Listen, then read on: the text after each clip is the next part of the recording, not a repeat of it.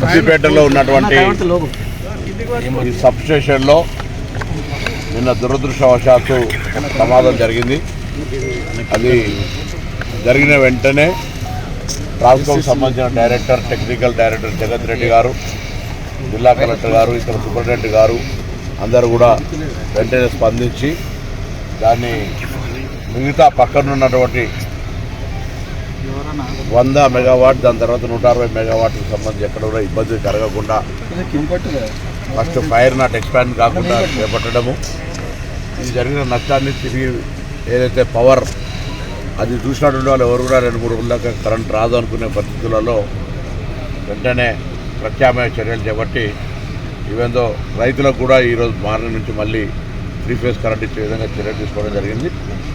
దాని యొక్క life span ఏదైతే అగ్ని ప్రమాదానికి గురైందో దానికి సంబంధించినటువంటి దాదాపు 20-30 ఏళ్ళ కింద పెట్టినటువంటి సిస్టమ్ అది. సో దానికి సంబంధించి వెంటనే మరమ్మతులు చేపట్టడం కానీ, నూతనమైనటువంటి అక్కడ ఫిట్ చేయడం ఈ సబ్ స్టేషన్లో అని ఏవైతే అవసరమైనా అన్ని మార్పులు చేర్పులు మొత్తంగా స్ట్రీమ్లైన్ చేసి ఎక్కడ కూడా ఇబ్బంది లేకుండా చూసే విధంగా ప్రభుత్వం చర్యలు తీసుకుంటుంది. అదృష్టం ఏంటంటే ఎటువంటి ప్రాణ నష్టం కానీ వేరే ఏది జరగలేదు. వెంటనే కరెంటు కూడా రిస్టోర్ చేయగలిగినాం. ఈ యొక్క దానికి సంబంధించి కూడా ప్రిలిమినరీ రిపోర్ట్ అడిగినాం. తప్పకుండా అక్కడ సాంకేతికపరమైనటువంటి దాని ఏజ్ దృష్టిలో జరిగిన సంఘటన అనేది ఒక ప్రిలిమినరీ రిపోర్ట్ ఉంది కాబట్టి ఏదేమైనా అన్ని కోణాల నుంచి చూడడం అనేటువంటి ధర్మం కాబట్టి అన్ని కోణాల నుంచి దాన్ని పరిశీలిస్తాను. ఈ యొక్క సంఘటన మరొకసారి దురదృష్టం.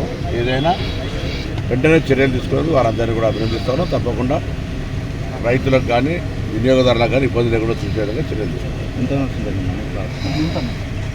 ఎక్కువ నష్టం అనేది అది ఎందుకంటే దాన్ని చాలా సీనియర్గా పెట్టినటువంటి ఇష్యూ అది. నష్టాన్ని కూడా అంచనా వేస్తాను. అది ఎంత అనేటువంటి చెప్పని అది ఎంత అనేటువంటి దాని మీద కూడా మినిమరీ అంచనా వేస్తాను. దానికి సంబంధించి వాళ్ళు డిపార్ట్మెంట్గా మళ్ళీ చెప్పడం జరుగుతుంది.